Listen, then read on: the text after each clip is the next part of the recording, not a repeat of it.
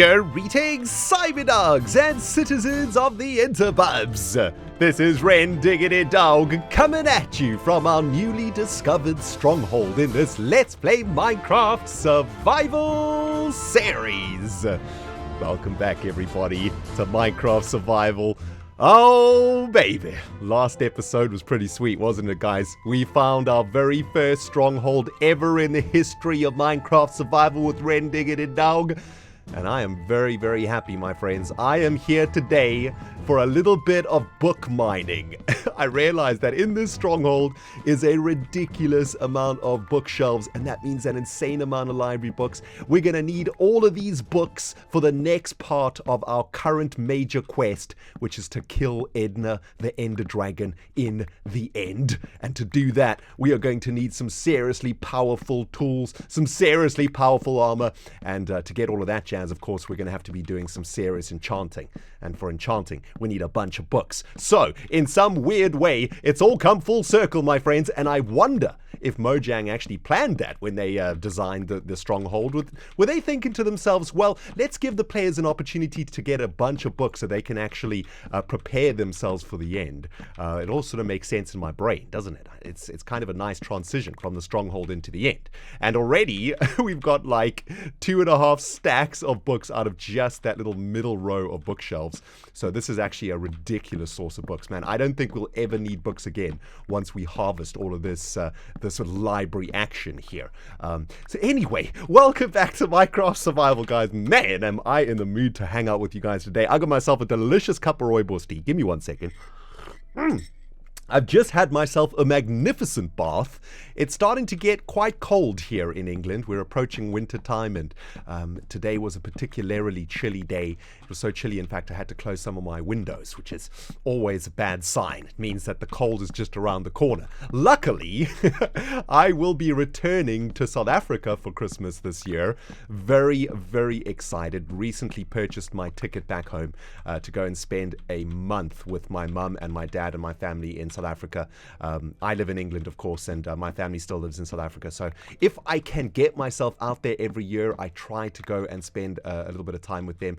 And I was able to purchase myself my ticket back home, thanks to all of my Patreons out there who have been helping me out with a little bit of financial aid and whatnot over the last month or so on stream and stuff. So thank you, everybody who's been contributing to help me get home. Very much appreciated, man. The ticket has been purchased. I am on my way back. I've spoken to my mama dog. She is super excited, and I cannot wait to get home for December. Of course, we've got a couple months still to go until then, which means we've got a bunch of Minecrafting to do, and I'm hoping that we will destroy the dragon before the end of the year. That's kind of my plan right now, guys. Well, it's another beautiful evening here in Minecraft Survival World. However, it is a little bit dangerous up here, so let's quickly sleep the night away in our little makeshift camp all the way at the top of the stronghold hole. And there we go. I see a spider over there and a zombie's burning over there. We're fine. We are just dandy right now, man. Look at all of them books, guys. Insane. I'm going to stick them into my ender chest, I think. And let's get ourselves some ender pearls out of there. And what else do we want to take with us? Oh, I suppose we need our compass. Oh, jeez, you scared the living jazz out of me. You made it all the way up here, burning zombie.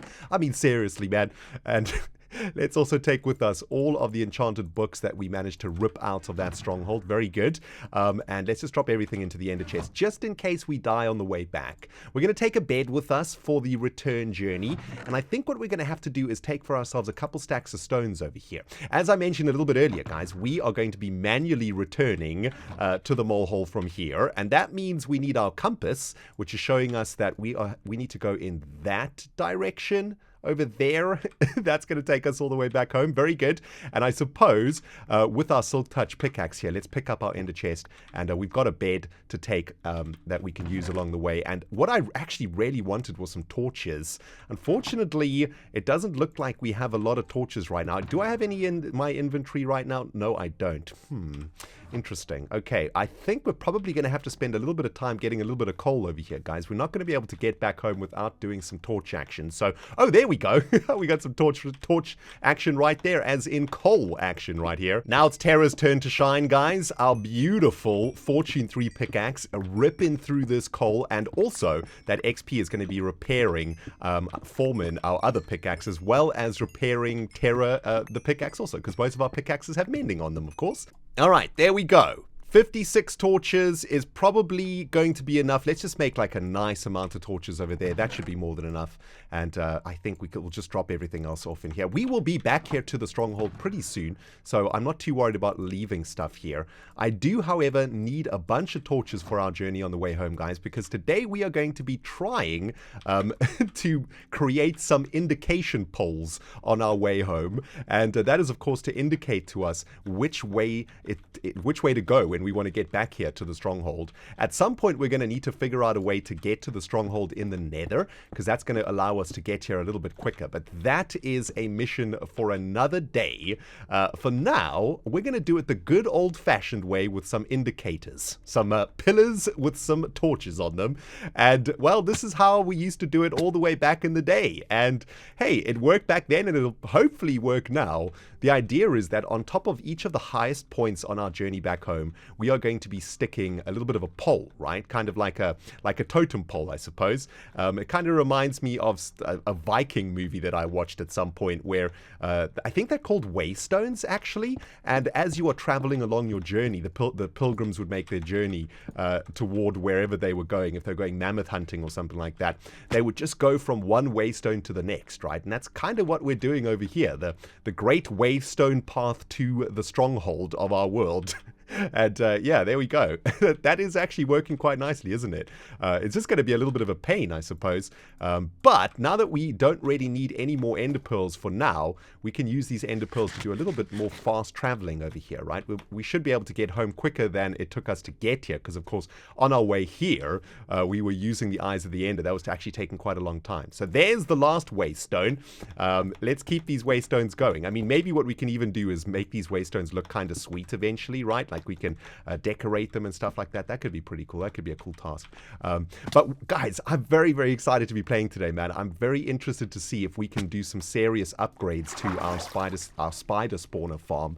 That spider spawner farm was created and designed in an older version of Minecraft, and we've got a whole bunch of new tools that we can use in the aquatic update to make our spider farm even better. So I'm super excited to see if we can make that happen. I was also reminded of a little bit of a story that I wanted to tell you guys on my way back home here.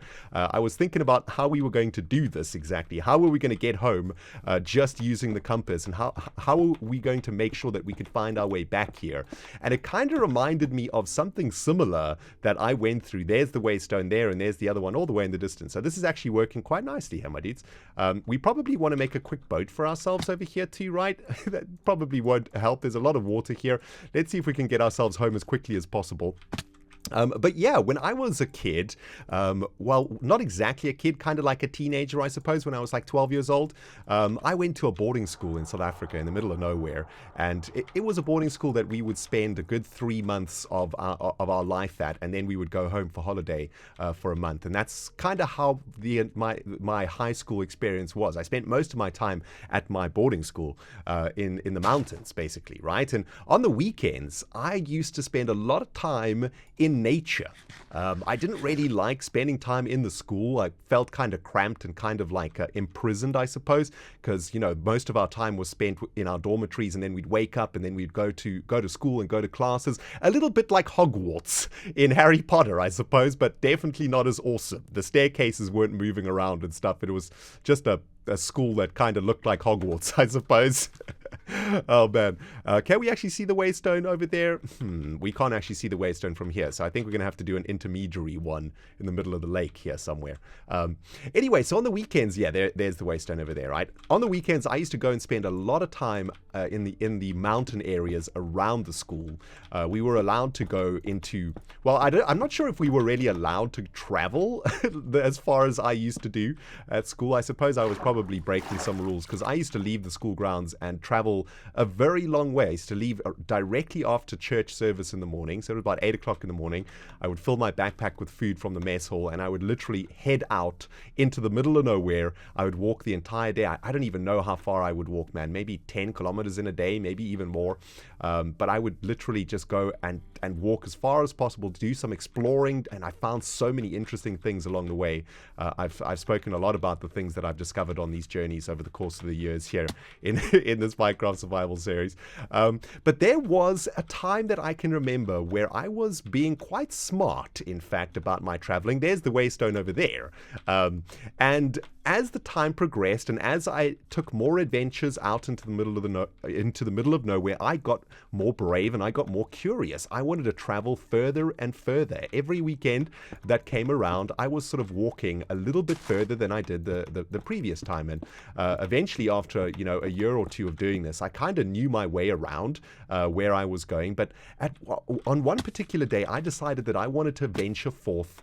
I wanted to go further than any ReNDoG had ever gone before. So I packed an extra few slices of bread into my backpack that morning, and took an extra bottle of very horrible synthetic orange juice from the kitchen area of the mess hall.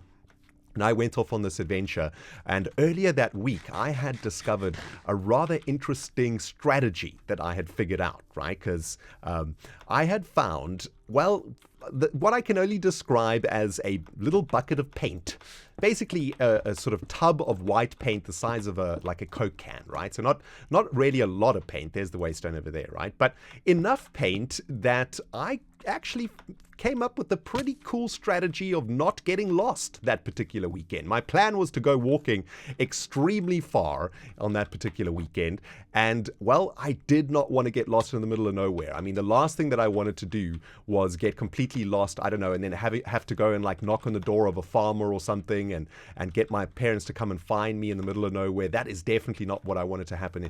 In fact, if that had happened, I probably would have got banned from traveling, on the weekends, and I probably would have had to stay like in my dormitory or something. So that is something that I really wanted to avoid doing. So I try to come up with a way to make sure that I could get home. Now, in 2018, of course, I would have just used my mobile phone and used Google Maps and the GPS coordinator on the Google Maps, right? Well, back in the day, we didn't have mobile phones at school, and they certainly didn't have GPS. Of course, all of this GPS stuff is relatively new to human society, believe it or not. All of you very young people hasn't been around that long. So back in the day when I was a kid, man, we didn't have any of that sort of technology. So I came up with, well, a method that is very similar to exactly what we are doing now. I discovered this can of paint at my art class, and why am I wearing my shield right now? We're gonna have to sleep the night away here on top of the tree, I think.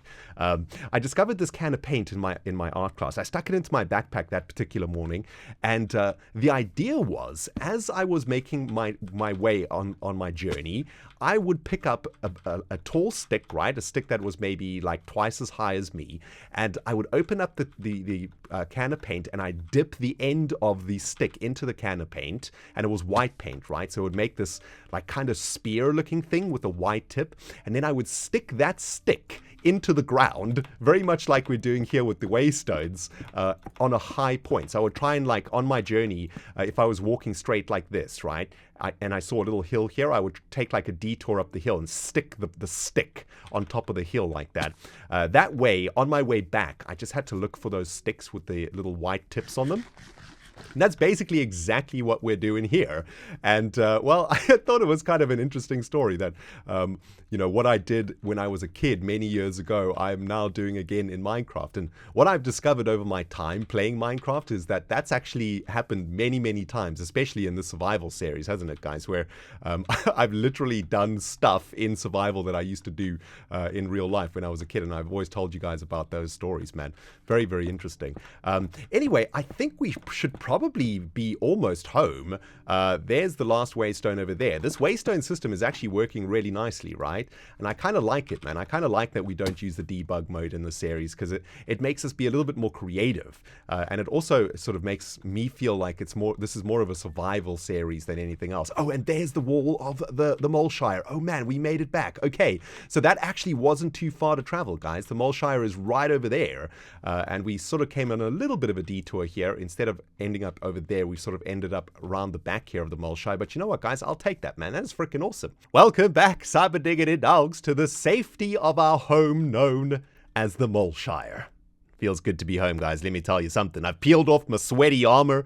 We have been on an epic odyssey over the last few episodes, haven't we? We've been out to the desert to get ender pearls. We've been to the freaking nether to get blaze rods. We've been to a stronghold. Now we are back home, safe and sound. Everything's looking good. I've just cleaned out my inventory a little bit, had a look around. Everybody is safe. All the villagers are still alive. And before we head downstairs to work on our spider spawner farm, there is a little thing I want to test out real quick. Hey, Griswold, still doing the same thing, I see. Weirdo.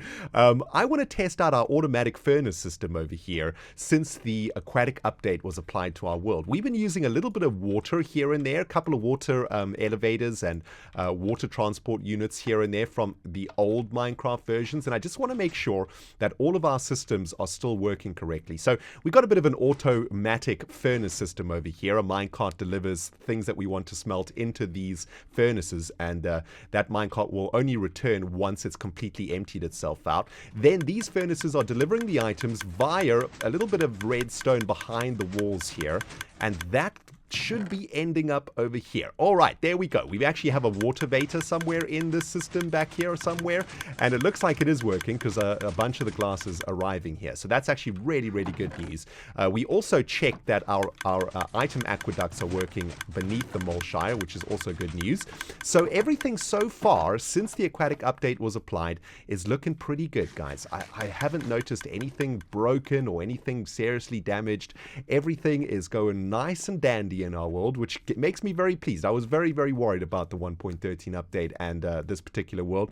I thought that we might, have a broken world on our hands. But so far, so good. Now, the only thing that we haven't checked yet, which could potentially be a little bit damaged, is our triple cave spider spawner farm or factory thing, which we can get to via this little passageway over here. And of course, we created this about 40 episodes ago or so to try and get a bunch of XP so that we could make ourselves some really good tools. Now, this farm has definitely done very well for us over the last few months here on Minecraft Survival.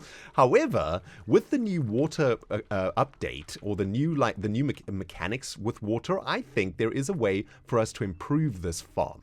Now, as we have learnt in Minecraft 1.13, there is some very interesting things happening with water in this brand new patch, right? One of those things is that we can actually use soul sand to make stuff go up in water, right? So if we have a bit of soul sand over here, right, and let's just make like a sort of makeshift thing over here. I just want to show you guys exactly how this works, right? If we stick some water in, hold on, we'll stick the water in here. Hold on, where did the water go there? Very, very strange. There we go. And let's try and do the same thing over here. Oh my goodness, I probably should have thought about this before we actually started recording.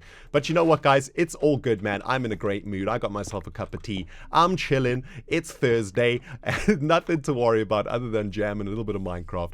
Nothing to worry about whatsoever. But there we go. We can see those water bubbles are going to push stuff up there, right? Which is actually really, really exciting for us, because that means that we could potentially push the cave spider spawners that are going to be spawning inside of our farm here up into this passageway over here in a much more efficient way. In the previous design, we were using this kind of ladder thing that I invented, and basically the cave spiders come out of here, and then they sort of go up a block at a time, and they do sort of travel all the way up eventually. But a lot of them do get stuck in the nooks and crannies of this system. So we don't get like the maximum amount of cave spiders in here. So my plan today, guys, is to completely change this system and to make sure that every single spider that spawns in the 3 cave spider spawners that we have ends up in the killing chamber. And there's one of the spawners, just to show you where they are, for those of you guys who may be new to the series. There's one on that side, and then there's one down there, and another one over there, and then all of the spiders get transported via these water aqueducts and then filtered into this position down there. Now, in order for us to do this, we're going to have to block off the flow of spiders here, I think. So let's block that off for now, and we can open this up again once we have done the alterations to the system. And I suppose all we're going to have to do is get going with this and see what we can do, man. We've got our Foreman the Second Silk Touch pickaxe, so we shouldn't do too much damage to this. I suppose we should probably get the armor on for now and deal with the spiders that are currently in the system. Hi there. Hi. Yep, I smell you, my dude. What's going on? Please don't bite me, man. And his friend is coming down too. Hi. Hello. Say hello to the jank babe, my little dude. And that one is okay. There we go. There we go. Nice. All right. 2 of them have been taken down, and we probably just want to get rid of all of the cave spiders here, so we don't have to deal with getting bitten in the butt while we work in. Hello, cave spider. What's happening? Hi. Sorry about that, my dude. I feel a little bit bad. You were completely trapped in there. Oh, okay. You've had your revenge. There we go. Oh, man. Poisoned. And I suppose what we need to do is start killing off these water sources here too, right? So maybe we can start working on that also. So yeah, oh, there's another cave spider in here. Is he jumping on top of my head? Oh no, he isn't. Okay, I was just freaking out for no reason there. Nice. Man, working on this farm, it's bringing back pretty bad memories, guys. It was very painful getting this thing set up in the first place. Cave spiders are pretty dangerous creatures in this game, and they hurt when they bite you.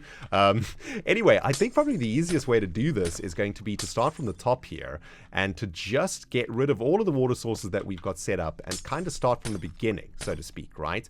And I guess we'll just do it this way. And we'll take away this glass wall that we've set up here, and then we can work on like a much more direct aqueduct, right? So I'm thinking maybe what we need to do is work out how far this water source is going to flow, actually. So maybe we need to do that to start off with. Can we hit that thing? Yeah, let's see how far this is actually going to flow. Yeah, we'll push the cave spiders along there. Can it actually go 1 more block there, I wonder? Let's have a look. Yeah, that'll go 1 more block, maybe 1 more block.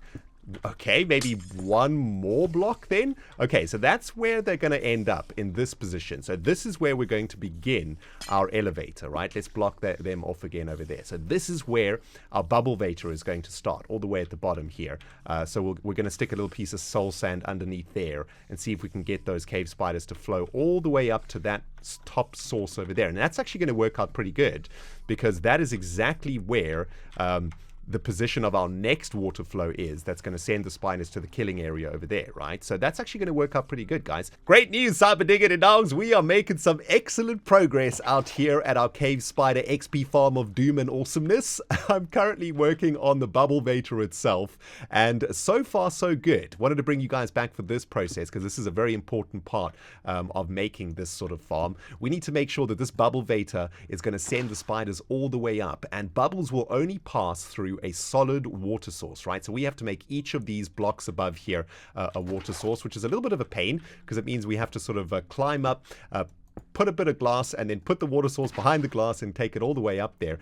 I'm interested to see, though, whether or not we'll be able to add a water source directly underneath that water source over there, and hopefully that's not going to interfere, and hopefully the bubbles will send the spiders all the way up into that water source, right? That's something that I'm interested to see if it's going to happen. So I thought I'd bring you guys back for this particular part of the upgrade. I'm very excited about this upgrade, though, guys. It's taken me not very long to do, considering how long it took us to make this farm. It took, man, it must have taken us 10 hours or something to make this farm, right? And this upgrade is actually going really, really quickly, which is awesome news for me. Also, not getting my butt eaten alive by spiders constantly, which is great. Although there isn't a lot of light down here. Let's just Let's just get some light up in here. I've turned hostile creature sounds all the way off, so we will not hear any creepers or any other mobs that attack us here. So, yeah, let's just make sure there's some light action.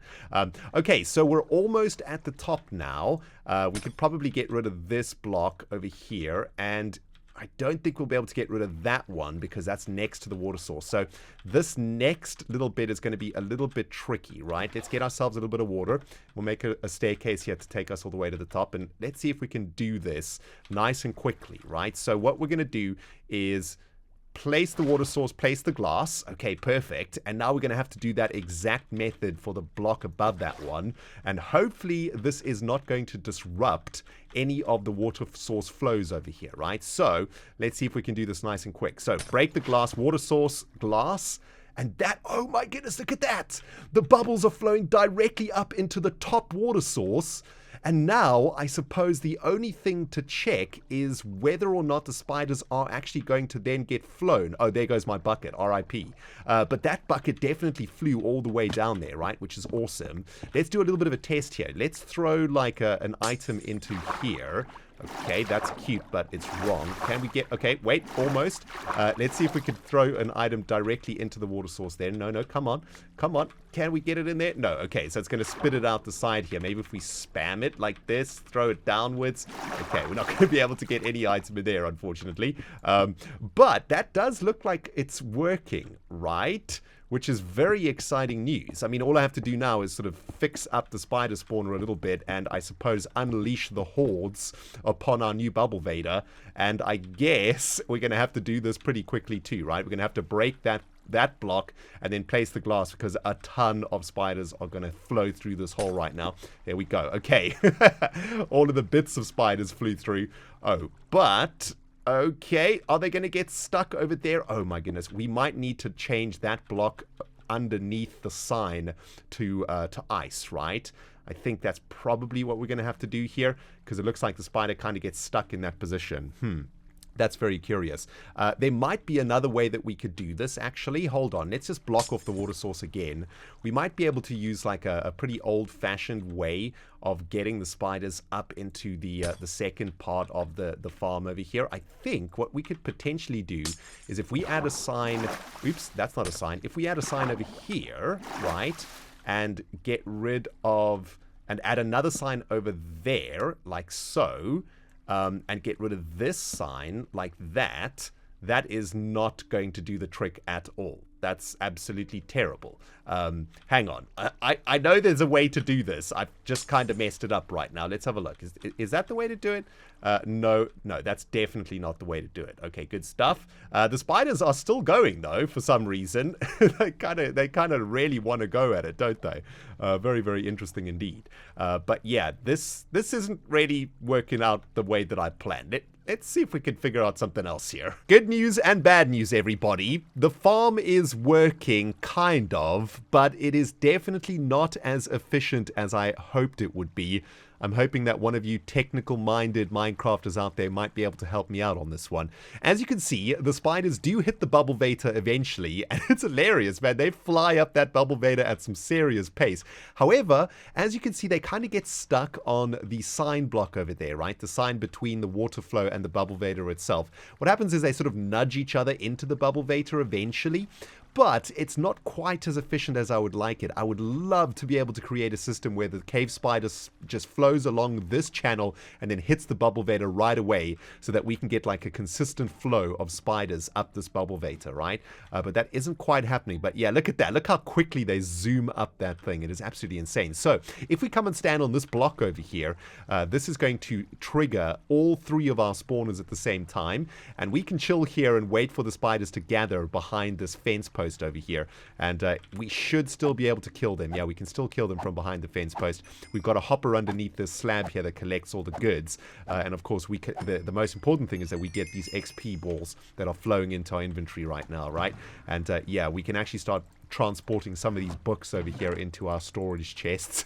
And yeah, we're basically going to start the process of enchanting our weapons, enchanting our tools, and making the ultimate set of armor and weapons to kill the dragon over time. But that seems to be working quite good, actually. Look at that. We got quite a few spiders flowing through the system, although there are quite a few trapped down there, right? It looks like maybe 2 or 3 of them get trapped in that position, and then as more arrive, they sort of nudge their friends into the BUBBLEVATOR. It's certainly a more efficient version of the farm than the previous version, using the step method. So I'm pretty happy with that. I think we'll be able to get more XP quicker, because I'm guessing we'll be able to have a consistent supply of spiders here gathering at the kill zone. Probably way more spiders than we had in the past, which is very, very good news. And as you can see, man, we can use this farm to repair our pickaxes. We can use this farm to repair some of our mending tools, like Paul. Well, Paul doesn't have mending yet. Speaking of mending, I don't know if we're going to be able to get... Oh, geez, he actually got pushed through there.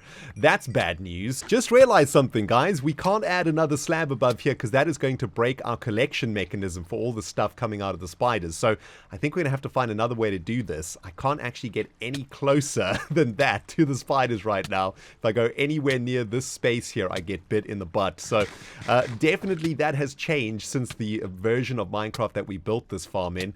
I suppose what we're going to need to do is maybe add a block over here. Maybe we can add a block of glass like that, and that should hopefully stop the spiders getting through here. I think they were getting through this half of the block here, right? Like this half slab here. So hopefully that should allow us to actually get a nice range on the spiders with the sword. Yeah, and actually if we press ourselves against this block, we kind of get the perfect position to kill the spiders, although it did look like we got bit there. But let's see if we can do this like this. But oh man, this is also bad, because now we're not getting the XP over here, right? So maybe we're going to have to use another fence post here, or maybe an iron fence or something to allow that XP to get through. All right, let's try this with a fence instead of a solid block. I'm not sure if the XP can get through these fence holes over here, and if the fence holes are in fact going to stop the spiders. I think if we connect up the fence like that, that is definitely going to stop the spiders getting through there, right? There's absolutely no ways that they can get through there, and we can still hit them through this gap, which is really, really sweet. So here we go. We're getting the XP also. It's going straight through the fences, and that is awesome. There we go. I think we've done it, guys. I think we have optimized the farm, the killing part of the farm anyway. We still get bit though if we get a little bit too close, so got to take it a little bit easy on that, but that's fine. Happy to take a little bit of damage for all the insane amount of XP that we're getting, and it looks like we can consistently kill these spiders over and over again, and they keep on flowing. There's definitely more spiders arriving in the kill chamber than in the previous version of this farm, so our Bubbblevation upgrade has worked, making it a little bit more efficient. So that is super exciting, guys, although the flow of spiders seems to have stopped here for some reason. Here, there it starts again. Maybe we need to make sure we're standing on the spawning platform there. Let's see how many spiders are actually trapped down here. It's actually not that many, right? We have about 3 or 4 spiders that get trapped at the bottom here, but I'm hoping one of you very smart Cyberdogs out there can help me out with a design that'll make this this cave spider spawner nice and efficient. Very, very good, guys. Very happy with progress in today's episode. I'm going to say goodbye for now because I need to get this edited and out to you guys. Hope you enjoyed it, man. Over the course of the next few episodes, we're going to be creating some amazing tools and armor for ourselves so that we can fight the Ender Dragon, and it is going to be absolutely awesome. For now, I'm just going to chill here in the Spider-Matic and repair all of the stuff that can be repaired and get an insane amount of XP. So next episode, we can do some enchanting. Thank you for watching, guys. ReNDoG signing out. We will smell you all in the next spider-infested episode.